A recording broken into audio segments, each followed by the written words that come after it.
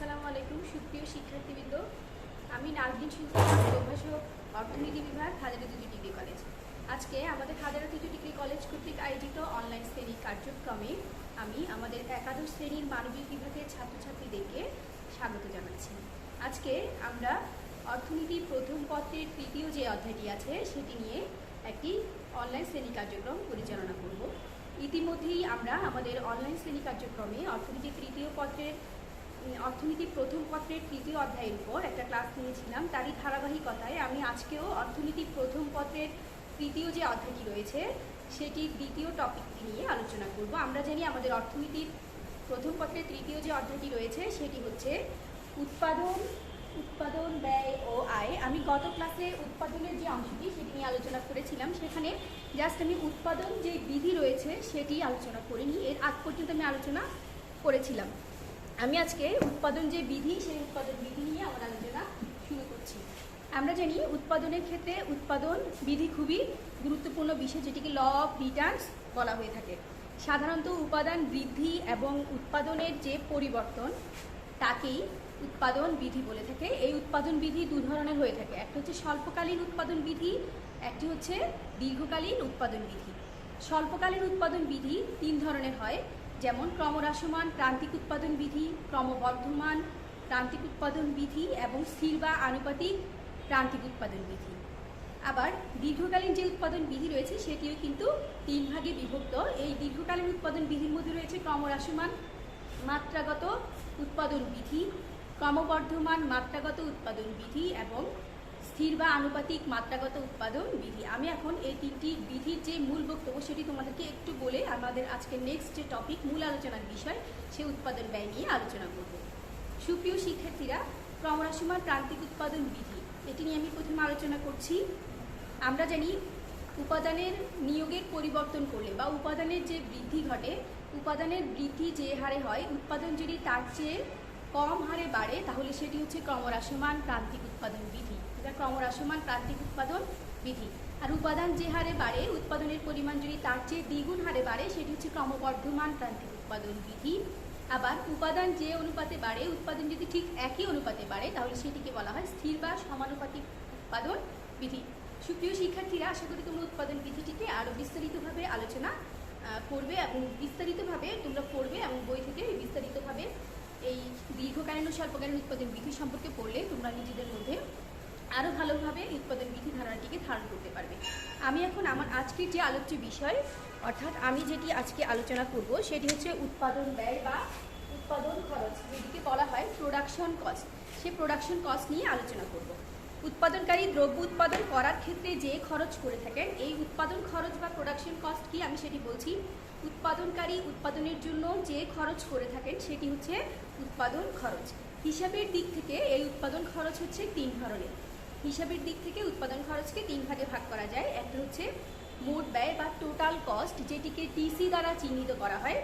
আরেকটি হচ্ছে গড় ব্যয় বা অ্যাভারেজ কস্ট, যেটিকে এসি দ্বারা চিহ্নিত করা হয়। এবং সর্বশেষ যেটি আছে সেটি হচ্ছে প্রান্তিক ব্যয় বা মার্জিনাল কস্ট, যেটিকে এনসি দ্বারা চিহ্নিত করা হয়। সুপ্রিয় শিক্ষার্থী, এখন আমি হিসাবগত দিক থেকে এই উৎপাদন ব্যয়ের যে প্রকারভেদ আছে সেই তিনটিকে একটু বিস্তারিতভাবে আলোচনা করছি। প্রথমে আসা যাক মোট খরচ বা টিসি। মোট খরচকে প্রকাশ করা হয় টিসি দ্বারা। মোট খরচকে প্রকাশ করা হয় টিসি দ্বারা। আর গড় খরচকে প্রকাশ করা হয় এসি দ্বারা। মোট খরচ হচ্ছে টিসি, গড় খরচ হচ্ছে এসি, আর প্রান্তিক খরচ হচ্ছে এনসি। প্রথমে আসা যাক টিসির ক্ষেত্রে। নির্দিষ্ট সময়ে নির্দিষ্ট পরিমাণ দ্রব্য উৎপাদন করার জন্য যে খরচ হয়ে থাকে তাকে মোট খরচ বলা হয়। আমি আবারও বলছি, নির্দিষ্ট সময়ে নির্দিষ্ট পরিমাণ দ্রব্য উৎপাদন করার জন্য যে ব্যয় হয় সেটার সমষ্টিটাই হচ্ছে মোট খরচ। টিসিকে সাধারণত, এই মোট খরচকে সাধারণত টিসি দ্বারা প্রকাশ করা হয়। যদি একটি কলমের উৎপাদন খরচ 50 টাকা হয়, মনে করি আমি একটি কলম উৎপাদন করব যেটির উৎপাদন খরচ হচ্ছে 50 টাকা, তাহলে এরকম 20টি কলম উৎপাদনের যে মোট খরচ সেটি হবে 20 × 50 অর্থাৎ 1000 টাকা। এখন টিসি রেখার যে চিত্ররূপ, এই টিসি রেখা কেমন হয়, টিসি রেখার যে চিত্ররূপ আমি সেটি একটু তোমাদেরকে দেখাচ্ছি। টিসি রেখা সাধারণত ভূমি অক্ষে কিউ, লম্ব অক্ষে টিসি ধরা হয়, লম্ব অক্ষে টিসি ধরা হয়ে থাকে। টিসি রেখা সাধারণত মূল বিন্দুর উপর উচ্চারিত হয়। অর্থাৎ টিসি রেখা কেমন হয়? টিসি রেখাটি সাধারণত মূল বিন্দুর উপর থেকে উচ্চারিত হয় বা এটি মূল বিন্দুর উপর থেকেই উৎপত্তি ঘটে থাকে। এখন আসা যাক গড় খরচ বা অ্যাভারেজ কস্ট। মোট খরচের পরিমাণ, অর্থাৎ মোট যে আমি খরচটাকে এতক্ষণ বললাম সেই মোট খরচের পরিমাণকে যদি আমি উৎপাদনের পরিমাণ দিয়ে ভাগ করি তাহলে যে খরচটি পাওয়া যাবে সেটি হবে গড় খরচ। আমি আবারও বলছি, মোট খরচকে উৎপাদনের পরিমাণ দ্বারা ভাগ করলে যে খরচ পাওয়া যায় তাকে গড় খরচ বলে। এবং গড় খরচকে আমরা সাধারণত যেভাবে দেখিয়ে থাকি, অর্থাৎ গড় খরচের যে সূত্র সেটি হচ্ছে এসি সমান টিসি ডিভাইড বাই কিউ। অর্থাৎ মোট খরচকে দ্রব্যের উৎপাদনের পরিমাণ দ্বারা ভাগ করলে যেটি পাওয়া যায় সেটি হচ্ছে গড় খরচ। গড় খরচ রেখা সাধারণত যেমন হয়, গড় খরচ রেখা সাধারণত ইংরেজি ইউ আকৃতির হয়ে থাকে। গড় খরচ রেখাটি সাধারণত কেমন হয়? ইংরেজি ইউ আকৃতির হয়। যদি যদি আমি এই গড় খরচ রেখাটিকে এসি দ্বারা, আমরা গড় খরচকে এসি দ্বারা চিহ্নিত করে থাকি, অর্থাৎ এসি সমান টিসি বাই কিউ। অর্থাৎ আমি আবারও বলছি, যদি 20টি কলমের উৎপাদনের মোট উৎপাদন ব্যয় 1000 টাকা হয়, অর্থাৎ 20টি কলমের উৎপাদন ব্যয় যদি 1000 টাকা হয় তাহলে সেটি এসি হবে 1000 ডিভাইড বাই 20, অর্থাৎ 1000 ডিভাইড বাই 20, অর্থাৎ সেটির গড় খরচ হবে 50 টাকা। এসি রেখাটি কেমন? এসি রেখাটি হচ্ছে দীর্ঘ একটু ইউ আকৃতির। এখন আসা যাক এমসি। এমসি যে ধারণা সেটি আমি ব্যাখ্যা করছি। এমসিকে সাধারণত প্রান্তিক ব্যয় বলা হয়ে থাকে, অর্থাৎ মার্জিনাল কস্ট। এই মার্জিনাল কস্টকে আমরা এমসি দ্বারা চিহ্নিত করি। মার্জিনাল কস্টকে আমরা এমসি দ্বারা চিহ্নিত করে থাকি এবং এমসির যে সূত্র রয়েছে সেটি হচ্ছে delta TC divide by delta Q. এখানে ডেল দ্বারা পরিবর্তন বোঝাচ্ছে। ডেল দ্বারা কি বোঝাচ্ছে?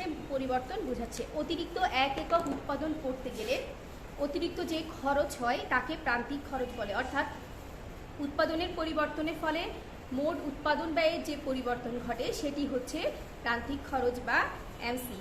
ধরি 20টি কলম উৎপাদন করতে মোট খরচ হয় 1000 টাকা।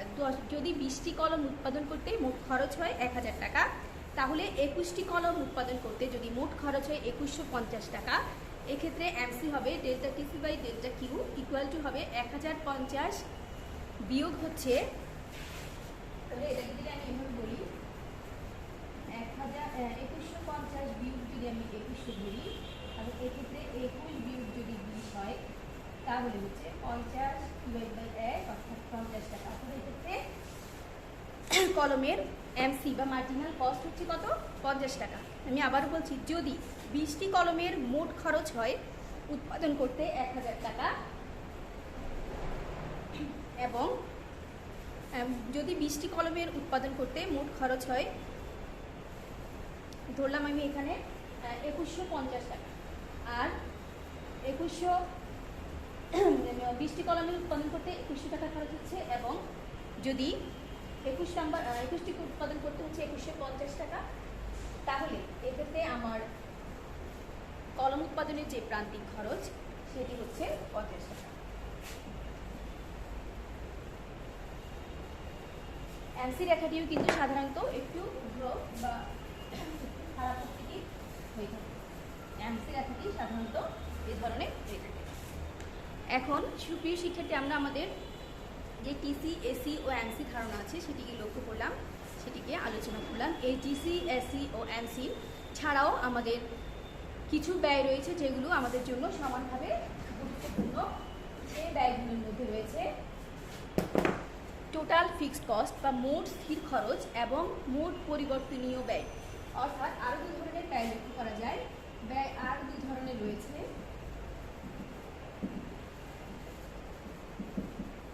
আরও দুই ধরনের হয়, যেমন এক নাম্বারে হচ্ছে মোট স্থির খরচ।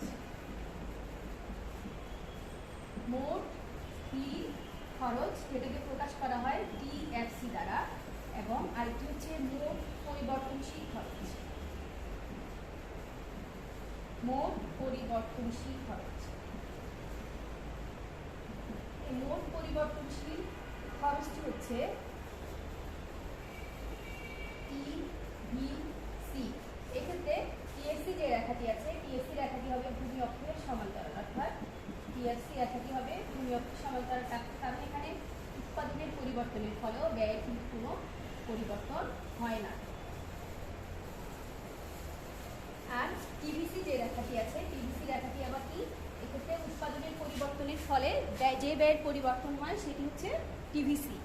অর্থাৎ এক্ষেত্রে শূন্য উৎপাদনের ক্ষেত্রেও আমাকে একটা স্থির খরচ বহন করতে হচ্ছে, তাই উৎপাদনের পরিমাণ বাড়ালেও বা উৎপাদনের পরিমাণে চেঞ্জ হলেও কিন্তু মোট ব্যয়ের কোনো পরিবর্তন হবে না। অর্থাৎ একটি শূন্য উৎপাদনেও এখানে একটা ব্যয় রয়েছে, এটা হচ্ছে স্থির ব্যয়। স্থির ব্যয় রেখা বা টিএসসি রেখাটি হচ্ছে ভূমি অক্ষের সমান্তরাল। এখন আমরা আলোচনা করব মোট পরিবর্তনশীল খরচ বা টিভিসি দ্বারা, টিভিসি টোটাল ভেরিয়েবল কস্ট।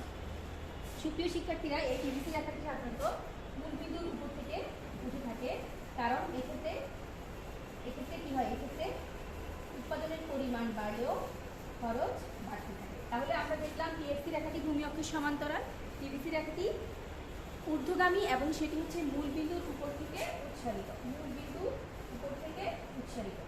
তাহলে সুপ্রিয় শিক্ষার্থীরা, আমরা এতক্ষণ আমি আলোচনা করলাম উৎপাদন ব্যয় কি, উৎপাদন ব্যয়ের গুরুত্বপূর্ণ কিছু টপিক, যেমন মোট খরচ বা টোটাল কস্ট, গড় খরচ, অ্যাভারেজ কস্ট, প্রান্তিক ব্যয়, এমসি বা মার্জিনাল কস্ট, এবং শেষে আমরা আরও দুটি ধারণা আলোচনা করলাম, যেগুলো হচ্ছে মোট স্থির খরচ টিএফসি এবং মোট পরিবর্তনশীল ব্যয়। সুপ্রিয় শিক্ষার্থীরা, এতক্ষণ আমরা উৎপাদন ব্যয়ের যে সংখ্যা এবং প্রকাশ সেটা নিয়ে একটু ধারণা দেওয়ার চেষ্টা করেছি, অর্থাৎ এটা নিয়ে আমরা আলোচনা করেছি। এখন আমরা একটা সূচি থেকে টিসি, এসি, এমসি, এএফসি ও এভিসি নির্ণয় করে কিভাবে রেখা অঙ্কন করা যায় সেটা নিয়ে আলোচনা করব। এখানে আমি বোর্ডে একটা সূচি তৈরি করছি।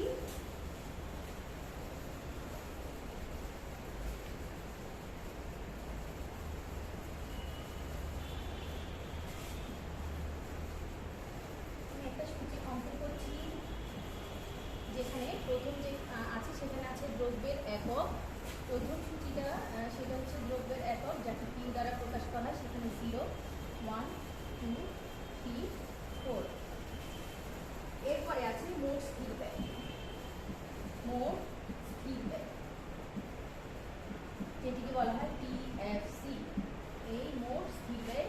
তারপরে আসছে টিভিসি, অর্থাৎ মোট পরিবর্তনশীল ব্যয়, মোট পরিবর্তনশীল ব্যয়। এখান থেকে আমরা কি কি নির্ণয় করবো, দেখো এখান থেকে আমরা এসি নির্ণয় করব, এমসি নির্ণয় করব, এবিসি নির্ণয় করব এবং এএফসি নির্ণয় করব। অর্থাৎ এক্ষেত্রে আমরা টিসি, এসি, এমসি, এএফসি এবং এবিসি নির্ণয় করব।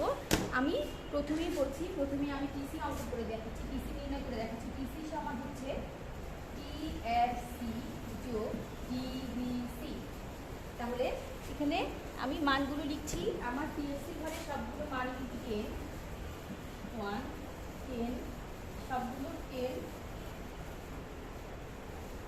সবগুলো হচ্ছে 10। এক্ষেত্রে শূন্য উৎপাদনেও কি একটি নির্দিষ্ট পরিমাণ স্থির খরচ বহন করতে হচ্ছে, এবং টিভিসির ঘরে হচ্ছে 0, 8, 0, এখানে আমি 8, তারপর হচ্ছে 14, 18, তারপর হচ্ছে 24। ঠিক আছে, এখন আমরা প্রথমে টিসি বের করব। তাহলে টিএফসি এবং টিভিসির যোগফলে হচ্ছে কি টিসি। তাহলে প্রথমটাতে আসছে 10, পরেরটাতে আসছে 18, তারপরেরটাতে আসবে 24, তারপরেরটাতে আসবে 10 যোগ 18, 28, 10 যোগ 24, এখানে আসছে 24। তাহলে আমরা কি পেলাম, টিসি এবং টিভিসির মান যোগ করে করে আমরা এখানে কি পেলাম, টিএফসি এবং টিভিসি যোগ করে করে আমরা টিসি পেলাম। তাই লিখলাম টিসি সমান টিএফসি প্লাস টিভিসি। এখন আমরা এসি নির্ণয় করব। খেয়াল করো, এসির পর আমি এমসি বের করব। প্রথমে আমি এসি নির্ণয় করব। এসি সমান হচ্ছে টিসি ডিভাইড বাই কিউ। তাহলে প্রথম ঘরে তো দেখা যাচ্ছে আমার টিসি প্রথম ঘরে 10, তারপরে 0। এখন 10 দিয়ে যদি আমি 0-কে ভাগ দিই তাহলে সেটি ইনফিনিটি আসবে, তাই এখানে ডট দিলাম। এরপর এমসি সমান হচ্ছে delta TC divide by delta Q. ঠিক আছে, তাহলে দ্বিতীয়টা যদি সেমভাবে আমি টিসি ডিভাইড বাই কিউ করতে চাই, তাহলে দ্বিতীয় ঘরে আমার আসবে টিসি ডিভাইড বাই কিউ করলে, মানে এসি করলে আমার তৃতীয়টাতে আসবে 18, 18 দিয়ে যদি আমি 1-কে ভাগ করি তাহলে এখানে আসবে 18, 2 দিয়ে যদি এটাকে করি তাহলে এটা আসবে 12, এবং এরপরে আসবে এটাকে করলে 9.33, অর্থাৎ 9.33, লাস্টে গিয়ে যখন আমি 4 দিয়ে 34টা ভাগ করবো সেটা হবে 8.5। এবার আমি এমসি বের করবো। এমসি বের করার একটা সহজ পদ্ধতি আমি তোমাদেরকে শেখাচ্ছি। আমরা তো জানি delta TC divide by delta Q, কিন্তু আমরা এছাড়াও একটি সহজ প্রক্রিয়া আছে যেটার মাধ্যমে আমরা এটা বের করতে পারি। প্রথমেই তোমরা এমসি বের করার সময় কী করবে, টিসির প্রথম ঘরে যা আছে সেটা লিখে দেবে। তাহলে টিসির প্রথম ঘরে এখানে আছে 10, তাহলে এখানে 10 লিখলাম। তারপর আমি যখন মানটা বের করবো দ্বিতীয়টি থেকে প্রথমটা বিয়োগ, অর্থাৎ 18 বিয়োগ 10, তাহলে কত হচ্ছে 8, 24 বিয়োগ 18 তাহলে আসছে 6, 28 বিয়োগ 24 তাহলে আসছে 4, 34 বিয়োগ যদি 28 হয় অর্থাৎ 34 মাইনাস 28 করলে সেটা আসবে 6। আমরা পেয়ে গেলাম এমসি। তাহলে আমরা দেখো কি কি পেলাম, টিসি, এসি, এমসি। এখন আমরা এভিসি এবং এএফসি বের করবো। এবিসির যে মান রয়েছে এখানে আমি এবিসি বের করছি। এবিসি বের করার সময় টিবিসিকে কিউ দিয়ে ভাগ করবো, আর এএফসি বের করার সময় টিএফসিকে কিউ দিয়ে ভাগ করবো। তাহলে এবিসির ঘরে দেখো যদি আমি ভাগ করি তাহলে মানগুলো আসছে প্রথমটা ডট 8, সেমভাবে আসছে 7, 6, 6। এরপর এএফসি ঘরে যেটি আসবে, আমি প্রথমে এবিসি বের করেছি, হ্যাঁ এবার আমি এএফসি বের করবো। তাহলে প্রথম ঘরে ডট 10, যদি আমি ভাগ করে করে করি তাহলে হবে এএফসি ধরে 10, তারপর একটা আসছে 0.05, তারপর একটা 3.33,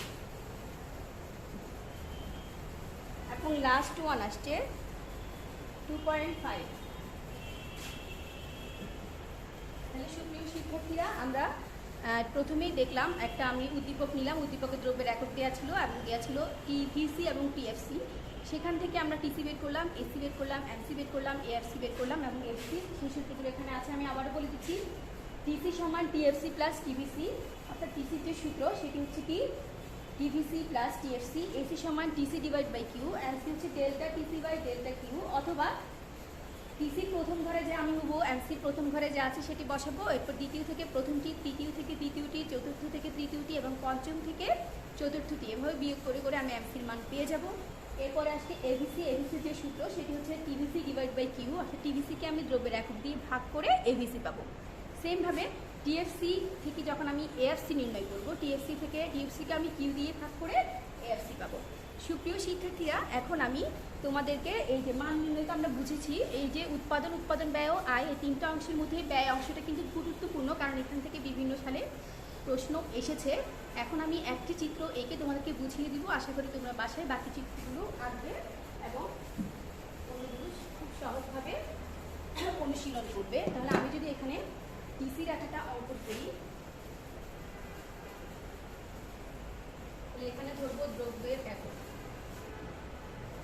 এখানে আমি টিসি রেখা অঙ্কন করছি। তাহলে দ্রব্যের একক আছে আমার 0 থেকে শুরু করে 1, 2, 3, 4, আর ওইদিকে দেখো এখন আমি এখানে টিসি আঁকছি। তাহলে টিসির সর্বোচ্চ মান আছে আমার 34।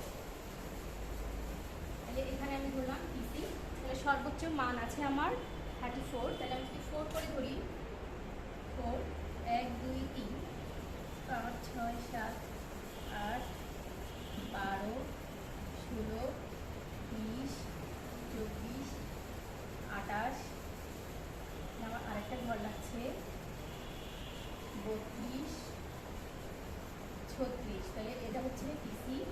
এই ঘর সমান 4 হলে তাহলে 9, 10, 11, 13, 14, 15, 17, 18, 20, প্রত্যেক ঘর সমান আমি 4 নিলাম। তারপর এখানে ধরলাম 25, 26, 27, 29, 30, 31, 32, 33, 34। তাহলে খেয়াল করো, আমি প্রত্যেকটি ঘর সমান 4 নিয়েছি। এখন আমি টিসি রেখা আঁকবো। ভূমি অক্ষ হচ্ছে কি উৎপাদনের পরিমাণ বা দ্রব্যের একক, আর লম্ব অক্ষে আমি ধরবো কি টিসি। দেখো টিসির এখানে সর্বোচ্চ যে মান সেটা 34 এবং সর্বনিম্ন মান আছে 10। আমি মানগুলোকে 4 ঘর অন্তর অন্তর ধরেছি, প্রত্যেক ঘর সমান আমি 4 ধরলাম। তাহলে খেয়াল করো, দ্রব্যের একক যখন 0 টিসি তখন 10, তাহলে দ্রব্যের একক যখন 0 টিসি পেলাম আমি 10। দ্রব্যের একক যখন 1 টিসি তখন 18, তাহলে টিসি তখন 18, একের সাথে 18, এখানে আরেকটা বিন্দু পেলাম। দ্রব্যের একক যখন 2, এটা পেলাম 18, 2 এর সাথে পেলাম 24, 2 এর সাথে আমি পাচ্ছি কত 24, 3 এর সাথে আমি পাচ্ছি